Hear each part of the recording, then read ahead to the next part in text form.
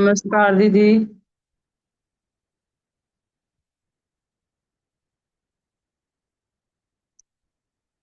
दीदी नमस्कार।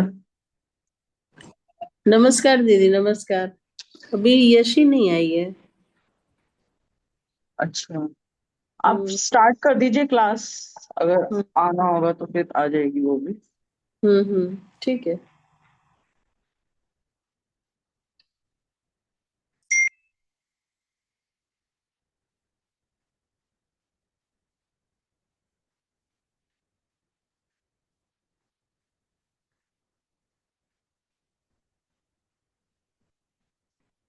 यशी यशी आ गई ना?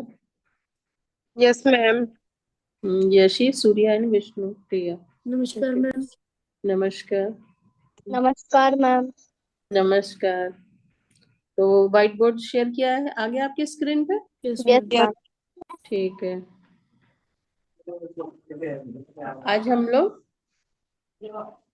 Ma'am mass by volume percentage.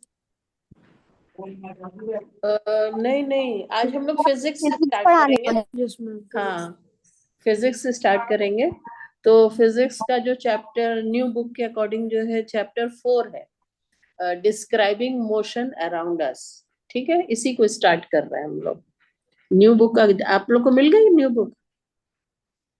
Yes yes ma'am. हाँ ठीक है। नो तो मैम, ये अभी नहीं लिया। ऑनलाइन भी अवेलेबल है, ले लो अब सब लोग, है ना? मोशन है बस। मोशन चैप्टर है फर्स्ट। क्या कह रहे हो? मैम पहुंच जाओ। मैम मोशन चैप्टर है फर्स्ट। हाँ नहीं, चैप्टर 4 है। इसका नाम है describing motion around us, about the motion, ठीक है ना? Okay ma'am.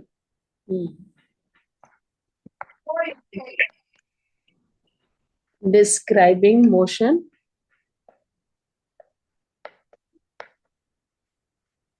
अराउंड अस,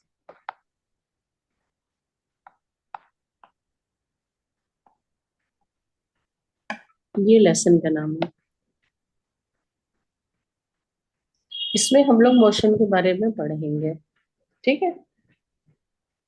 अगर हम लोग अपनी डेली लाइफ में अपने चारों तरफ की चीजों को देखें तो हम देखते हैं कि बहुत से चीजें जो है रेस्ट पोजीशन पे रहती हैं और बहुत सी चीजों में मूवमेंट होता रहता है। फॉर एग्जाम्पल, जैसे हम घर में देखते हैं, हमारे घर में टेबल है, चेयर है, वो रेस्ट पोजीशन पे है। ठीक है। और जैसे बर्ड्स है, फ्लाई कर रही हैं, या रोड पे व्हीकल्स मूव कर रहे हैं, तो ये सब जो है मोशन में है। तो हम ऑब्जेक्ट को देखकर हमको ये पता चल जाता है कि ये ऑब्जेक्ट रेस्ट पोजीशन में है या ये ऑब्जेक्ट मोशन में है। तो हम कैसे समझ पाते हैं कि कोई भी ऑब्जेक्ट मोशन में है? क्यों पता चलता है हमको कि कोई भी ऑब्जेक्ट मोशन में है? जब हम देखते हैं कि उस ऑब्जेक्ट की पोजीशन टाइम के साथ चेंज हो रही है, तो हम कहते हैं कि वो ऑब्जेक्ट मोशन में। अगर किसी ऑब्जेक्ट की पोजीशन टाइम के साथ चेंज नहीं हो रही है, तो हम कहते हैं कि वो ऑब्जेक्ट रेस्ट पोजीशन पे है। ये एक हमारा कॉमन कॉन्सेप्ट है ना? सब लोग ऐसे ही समझते हैं। Yes yes ma'am. तो एक एक सिंपल सी डेफिनेशन मोशन की यहाँ बनती है।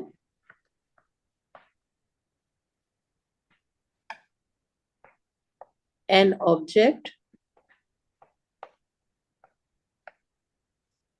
Is in motion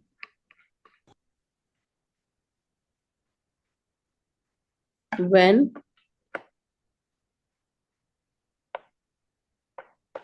its position changes with time।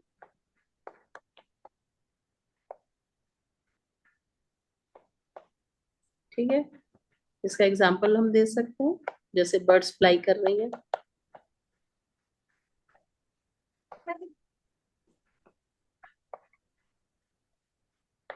या व्हीकल्स मूव कर रहे हैं, है ना? या हम कह सकते हैं car moves,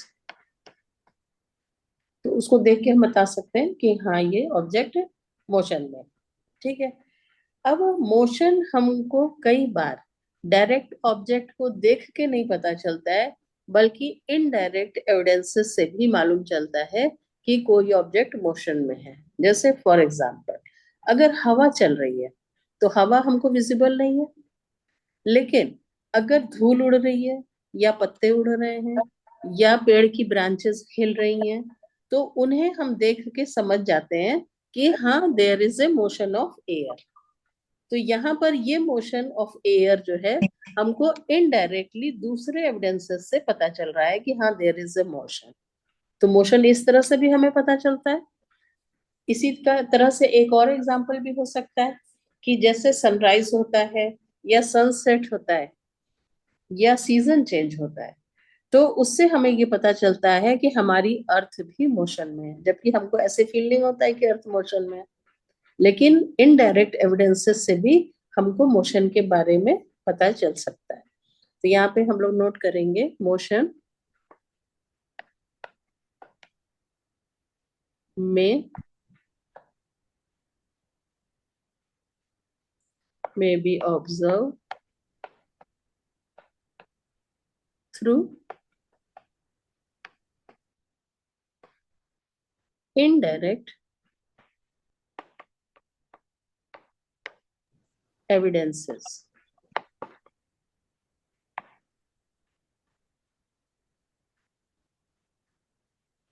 This is for example one, motion of air.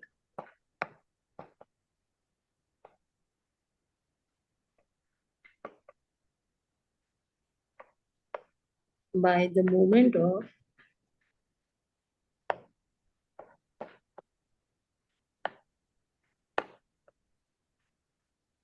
dust, movement of leaves या movement of branches of tree, इन सब से हमको पता चल सकता है कि there is a movement of air. Second example है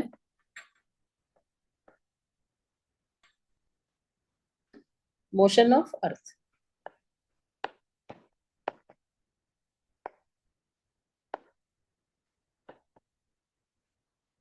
ये मोशन ऑफ एयर था, ये motion of earth.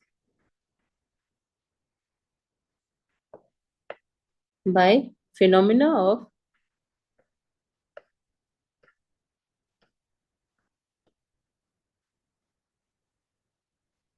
Spelling clear हो रही है, phenomena of sunrise,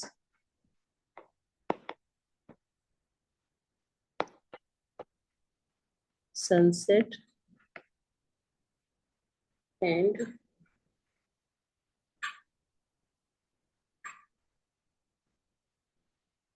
changing of season।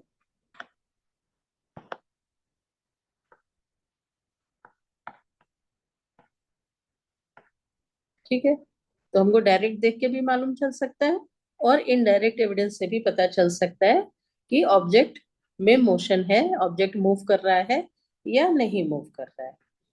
तो ये जो ऑब्जेक्ट का मोशन है, ऑब्जेक्ट का मूवमेंट है, ये कई तरह से हो सकता है। जैसे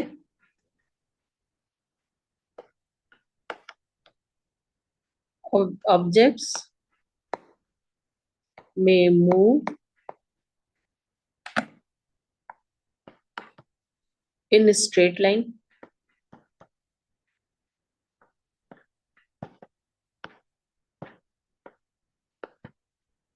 अगर स्ट्रेट लाइन में ऑब्जेक्ट मूव कर रहा है तो इस मोशन को हम लोग कहते हैं लीनियर मोशन।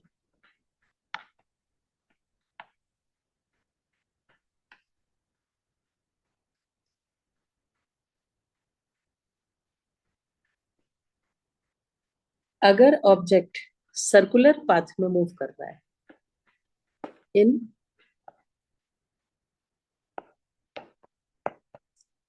सर्कुलर पाथ, तो इस मोशन को हम लोग कहते हैं सर्कुलर मोशन।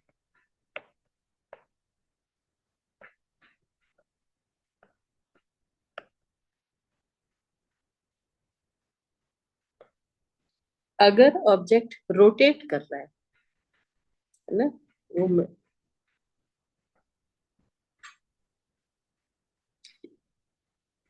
8 है ना,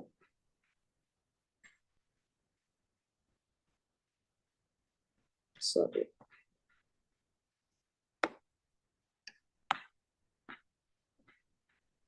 रोटेट। अगर रोटेट कर रहा है तो इस मोशन को हम कहते हैं रोटेशनल मोशन, ये रोटेटरी मोशन भी कहते हैं, रोटेशनल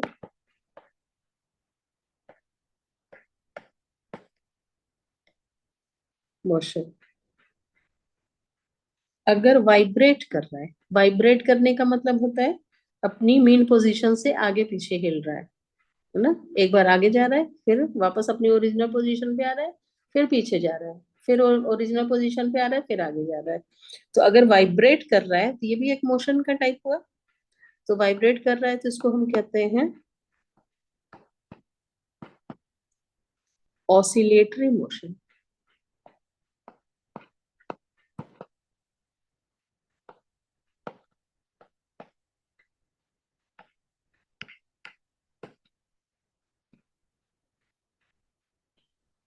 और मोशन ऐसा भी हो सकता है कि इनमें से कोई दो का कॉम्बिनेशन भी हो सकता है motion.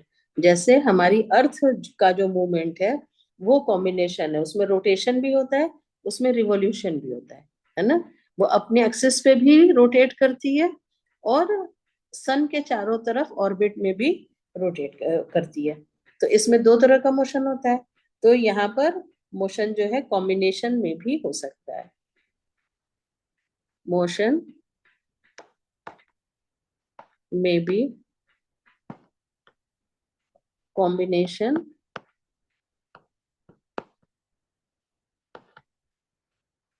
of these. Example, rotation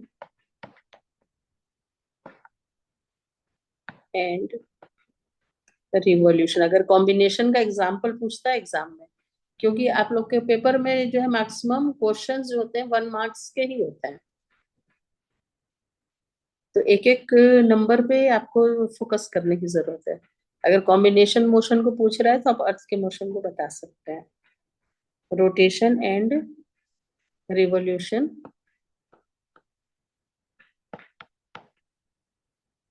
of earth. ठीक है, आप लोग को इनमें से सबसे पहले मोशन इन स्ट्रेट लाइन पढ़ना है, मतलब लीनियर मोशन के बारे में पढ़ना है। तो हम लोग आगे वही स्टार्ट करते हैं।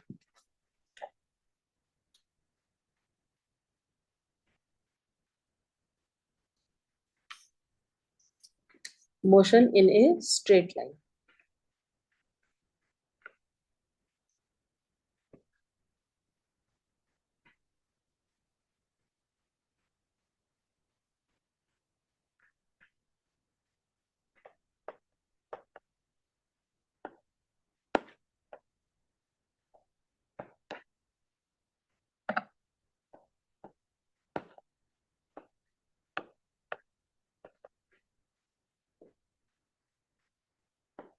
ये हेडिंग है। जैसा कि हमने बताया कि अगर कोई ऑब्जेक्ट स्ट्रेट लाइन में मूव कर रहा है तो हम उसे बोलते हैं लीनियर मोशन, क्योंकि वो एक लाइन पे चल रहा है स्ट्रेट। ठीक है, तो ये जैसे कार अगर सड़क पे मूव कर रही है और एक ट्रैक पे चल रही है, इधर उधर नहीं जा रही है, तो हम बोलेंगे उसका मोशन जो है लीनियर मोशन है।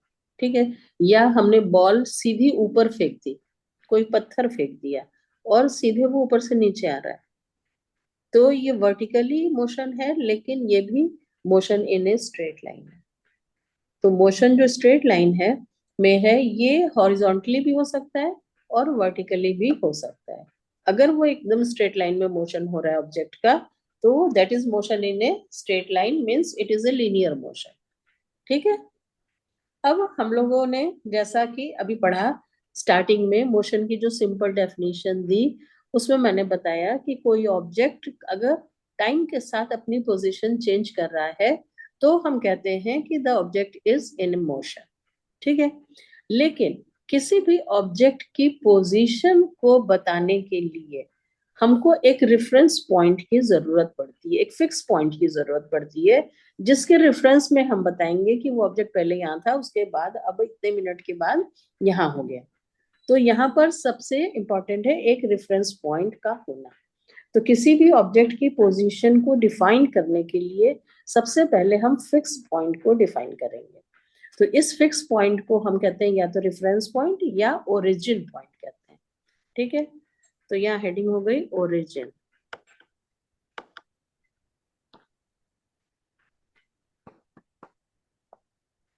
To describe the position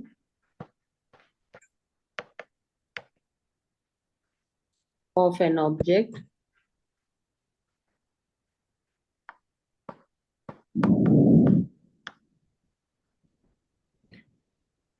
we need to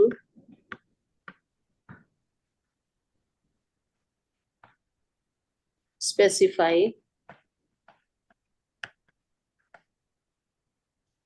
a fixed point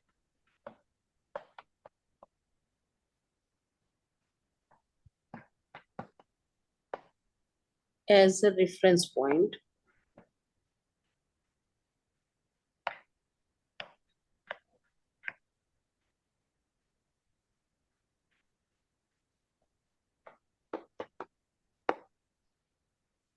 called origin।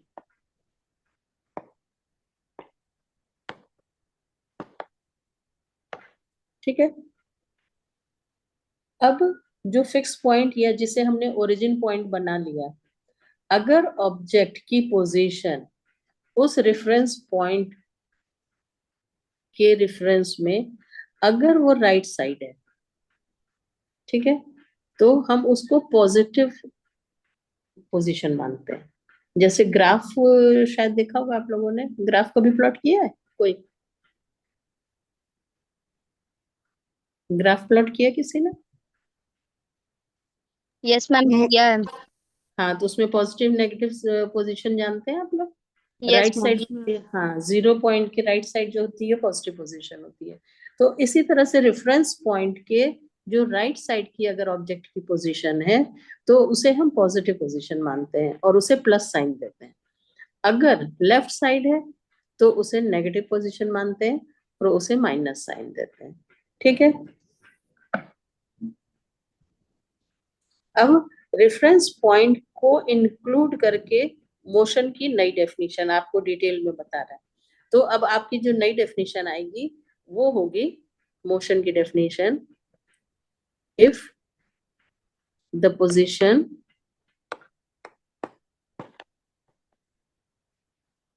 of the object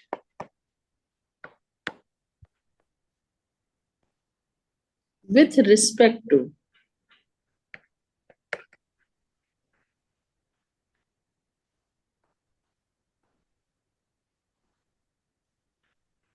reference point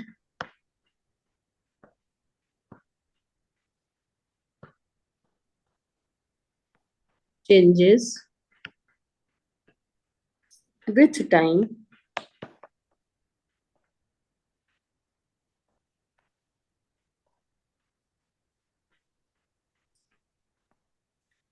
the object is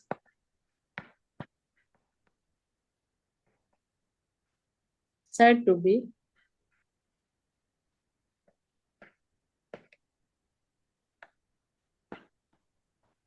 in motion।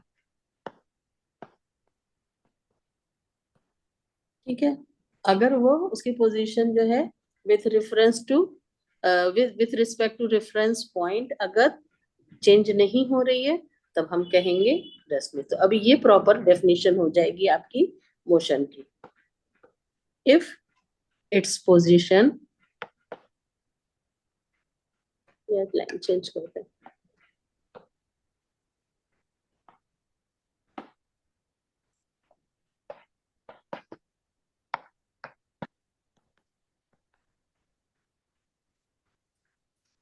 with respect to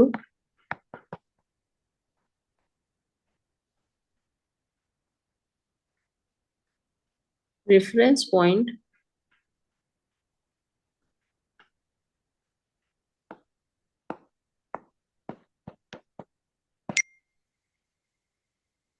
does not change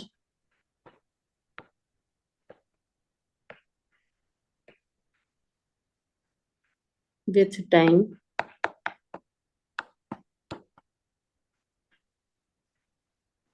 तो हम क्या कहेंगे, the object is at rest.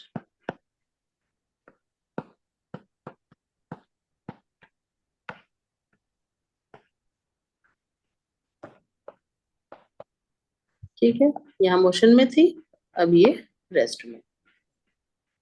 Clear है? इसके लिए एक example से भी आप इसको समझ सकते हैं। जैसे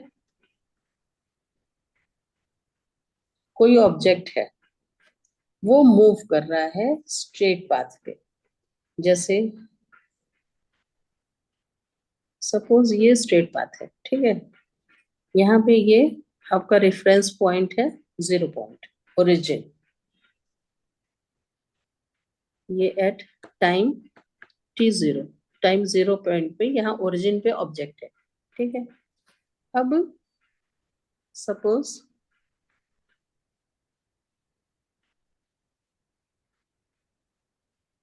ये कैसी लाइन आ रही है,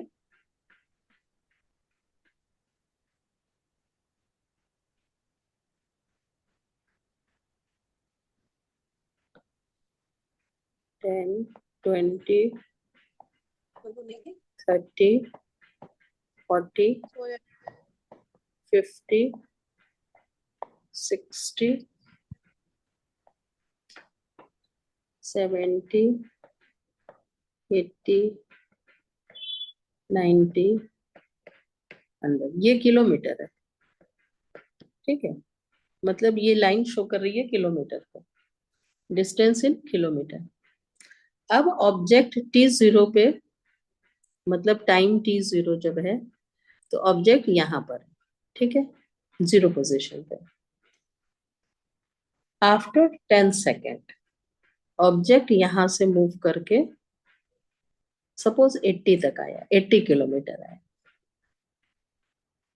ये पोजीशन मान लो हमने मतलब नाम दिया A। यहां तक आया, यहाँ टाइम है 10 सेकेंड। इसके बाद यहां से वो बैक हो गया ऑब्जेक्ट, और ये 16 सेकेंड में, 10 सेकेंड में यहां पहुंचा था, 16 सेकेंड में ये आ गया यहां तक।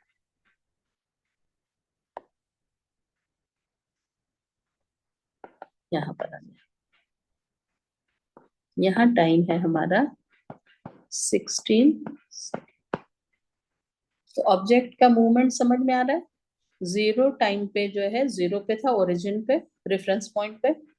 आफ्टर 10 सेकेंड वो ए पॉइंट पे पहुंचा, मीन्स 80 किलोमीटर कवर किया उसने, और फिर वहां से वो बैक हुआ, और 16 सेकेंड के बाद वो थर्ड पोजीशन पे आया। सपोज इसका नाम हम दे रहे हैं बी, ठीक है। ये इसका मोशन है। अब अगर हमको टोटल पाथ उसने जो ऑब्जेक्ट ने कवर किया वो निकालना होगा, तो हम ओ ए डिस्टेंस को प्लस ए से बी के डिस्टेंस को ऐड कर देंगे, तो टोटल डिस्टेंस जो उसने कवर किया ऑब्जेक्ट ने, वो हम निकाल सकते हैं, ठीक है ना। तो मतलब अगर हम यहाँ पे निकालना चाहें टोटल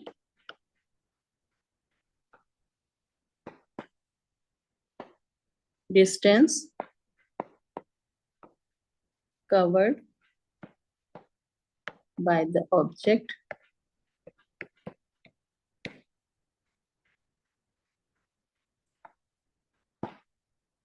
after 16 सेकेंड, क्या होगा, equal to O A plus A B,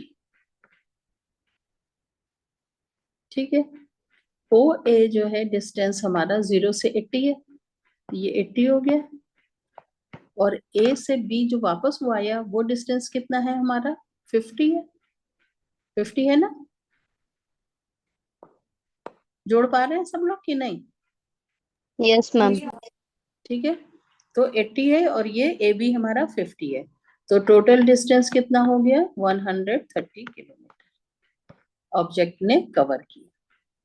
ठीक है, लेकिन अब फाइनल पोजीशन जब वो बी पे है, तो ओरिजिनल पोजीशन जो इसकी 0 वाली है, यहां से उसका डिस्टेंस सिर्फ 30 किलोमीटर बच रहा है। ठीक है, इसे हम कहते हैं डिस्प्लेसमेंट। अभी डिस्प्लेसमेंट के बारे में हम बाद में बताएंगे, पहले डिस्टेंस को ही पूरा देख लीजिए। जो डिस्टेंस हमारी क्वांटिटी है, ये इसको एक्सप्रेस करने के लिए हमको सिर्फ न्यूमेरिकल वैल्यू की जरूरत है कि ऑब्जेक्ट कितना डिस्टेंस कवर किया या कितना डिस्टेंस चला, ये बताने के लिए सिर्फ हमको ये 130 न्यूमेरिकल वैल्यू और किलोमीटर उस यूनिट की जरूरत है। सिर्फ इसी से हम उसको एक्सप्रेस कर सकते हैं कि object how much distance cover किया।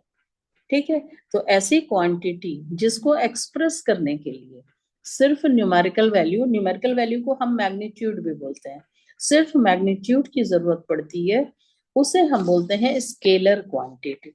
तो डिस्टेंस हमारी स्केलर क्वांटिटी मानी जाती है। ठीक है, तो इसको आप नोट कर लीजिए।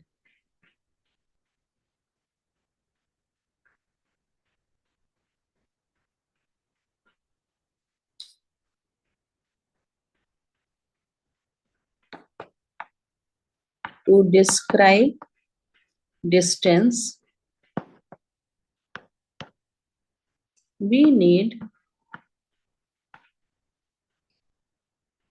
only numerical value।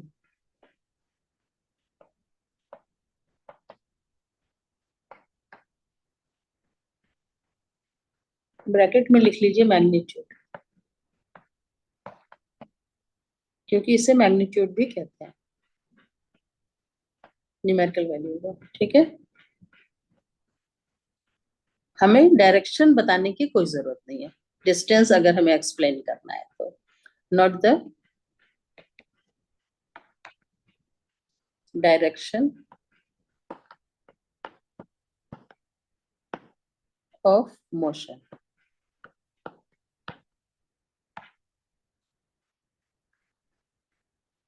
तो ऐसी क्वांटिटी को हम बोलते हैं कि ये स्केलर क्वांटिटी है। Therefore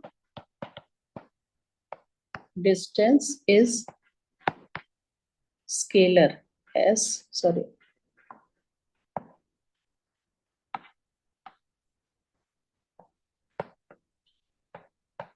scalar quantity.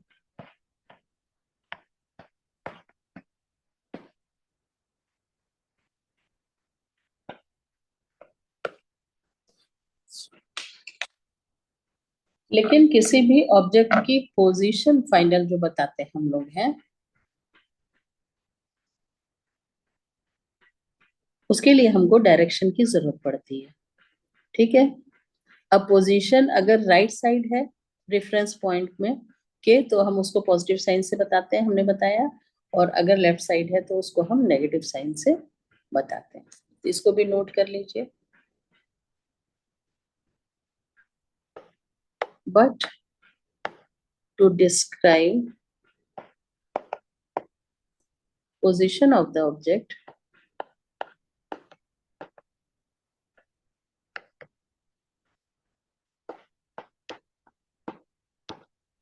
we need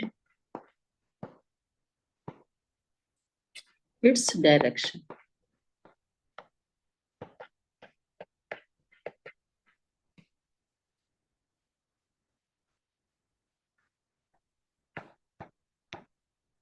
position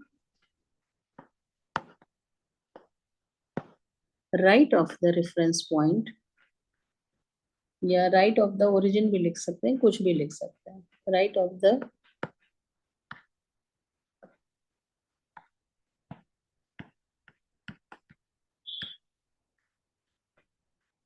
are taken as positive, और ब्रैकेट में लिखिए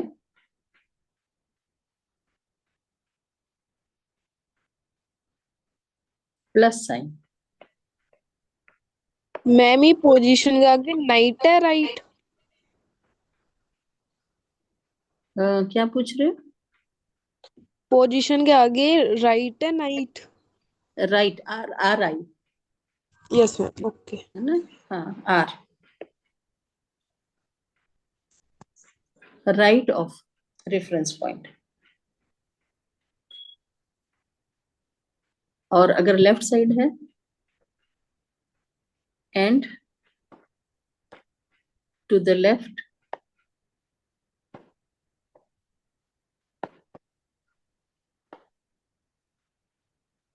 of origin as negative,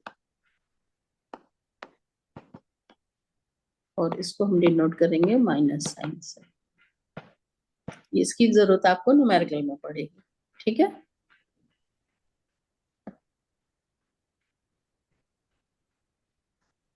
next है हमारा displacement.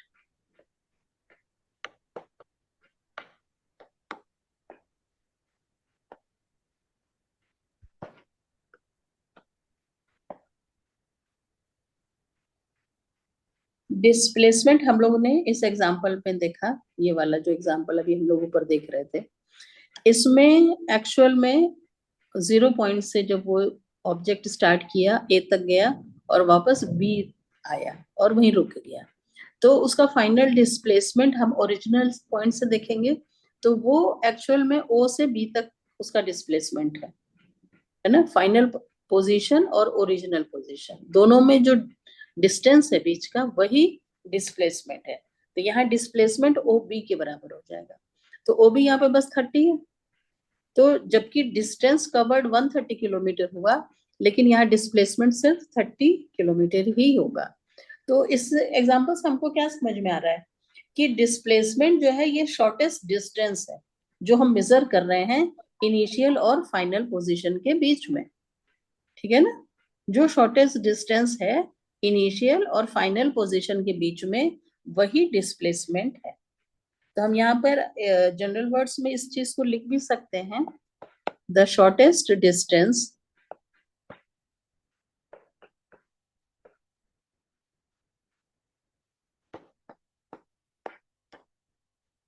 measured from the initial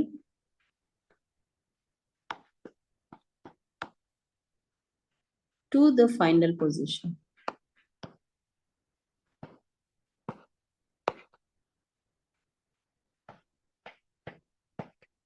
ये क्लियर हो रहा है सबको ना? Initial position and final position के बीच का जो शॉर्टेस्ट डिस्टेंस है, दैट इज डिस्प्लेसमेंट। और डिस्टेंस जो है वो टोटल कितना उसने चला, ठीक है ना? दोनों में डिफरेंस समझ में आ रहा है सबको? Yes, yes ma'am. ठीक है। Yes ma'am. हाँ, तो यहाँ पे डिस्प्लेसमेंट को हम ऐसे भी लिख सकते हैं कि displacement is the net change in the position of object between two given instant of time. मतलब अगर हम ऑब्जेक्ट मोशन में है कंटिन्यूअस, तो दो टाइम इंटरवल के बीच में, एक टाइम पे इतना है इस पोजीशन पे, और इतने टाइम के बाद वो सेकंड किस पोजीशन पे है, तो दोनों पोजीशन के बीच का जो डिस्टेंस है, दैट इज फाइनल डिस्प्लेसमेंट, ठीक है ना? तो ये भी आप लिख सकते हैं, तो ये भी डेफिनेशन हो सकती है, और करके लिखते रहे नीचे। डिस्प्लेसमेंट दोनों में से दोनों सही है, आप कोई भी याद कर सकते हैं। Displacement, sorry,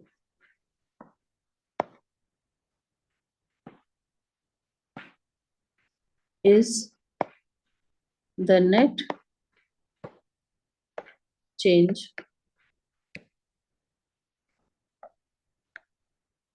in the position। Ma'am हाँ बोलो। डिस्प्लेसमेंट इज द के बाद क्या लिखी है? Net, NET, okay ma'am. net change, net change in the position of an object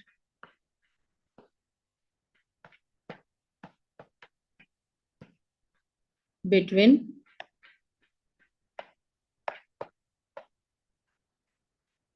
the two given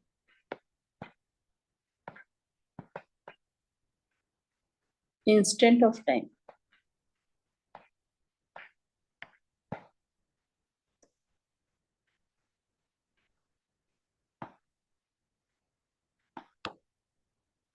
तो यहाँ हम देख रहे हैं कि डिस्प्लेसमेंट बताने के लिए हमको डायरेक्शन की भी जरूरत पड़ रही है कि वो आगे गया कि पीछे गया, लेफ्ट गया कि राइट गया। तो यहाँ पर डिस्प्लेसमेंट को एक्सप्रेस करने के लिए हमें दो चीज की जरूरत पड़ रही है। मैग्नीट्यूड की भी जरूरत पड़ रही है, मतलब न्यूमेरिकल वैल्यू की भी जरूरत पड़ रही है, और उसके साथ साथ डायरेक्शन की भी जरूरत पड़ रही है। तो ऐसी क्वांटिटी जिसको एक्सप्रेस करने के लिए हमें दोनों की जरूरत पड़े, मैग्नीट्यूड की भी और डायरेक्शन के भी, उसे हम बोलते हैं वेक्टर क्वांटिटी। तो डिस्प्लेसमेंट हमारी वेक्टर क्वांटिटी होगी। तो इसे नोट करिए आप। To describe displacement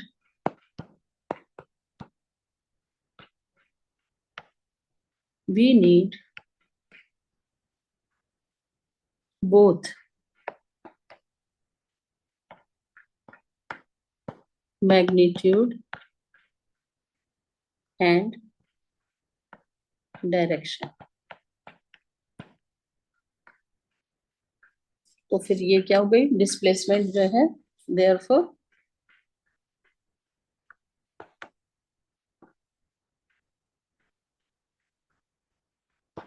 displacement is a vector quantity। यहाँ देखो दो चीज हम दे रहे हैं आपको, वेक्टर क्वांटिटी या स्केलर क्वांटिटी की डेफिनेशन पूछेगा तो भी आप लिख पाएंगे, और डिस्प्लेसमेंट क्या है, वेक्टर है या स्केलर है, आप ये भी लिख पाएंगे सब लोग। Yes ma'am. ठीक है, और इसको अच्छे से याद कर लेना, कल मैं पूछूंगी, टाइम ओवर हो रहा है। Okay ma'am. ठीक है, सब लोग याद करके आएंगे अच्छे से, सारी डेफिनेशन जितनी दी है मैंने। Okay ma'am. ओके, ओके तो अब हम क्लास एंड कर रहे हैं। नमस्कार। मैम।